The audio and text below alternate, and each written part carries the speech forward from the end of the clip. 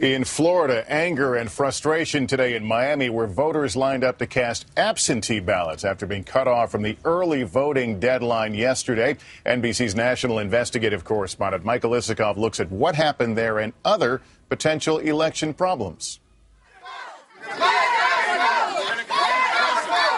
Frustrated voters outside the Miami-Dade election office this afternoon. They had come after the county announced it would open its doors to provide and accept absentee ballots today. But so many voters showed up that election officials were overwhelmed. They shut their doors, then decided to reopen. The Democratic Party had sued to extend early voting after some voters were stuck on lines for hours trying to meet yesterday's deadline. I'm a little bit upset because the lines you have, is it 5 hours now? Election officials are bracing for lots of potential voting problems on Tuesday, especially in the key battleground states.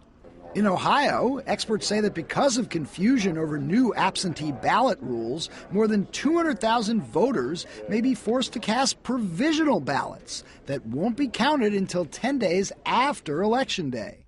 There's a realistic chance that we will not know which candidate won the presidential election in Ohio. Another big wild card, citizen groups like True the Vote, a Tea Party offshoot that says it has trained nearly 1 million poll watchers to be on the lookout for voter fraud. Liberal activist groups say they are deploying their own poll watchers to prevent intimidation. We will also be watching the poll watchers to make sure that they are not acting as bullies. Meanwhile, Hurricane Sandy's devastation has swamped election plans in the Northeast.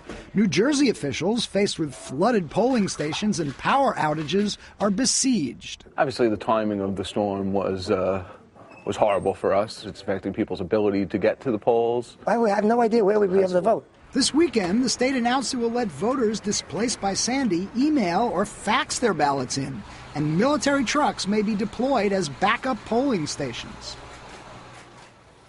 All these issues could lead to an election storm that results in confusion and even chaos at the polls on Tuesday. Lester? Michael Isikoff in Washington, thanks. And we want to let you know that Brian Williams and our entire political team will be with you every step of the way on election night.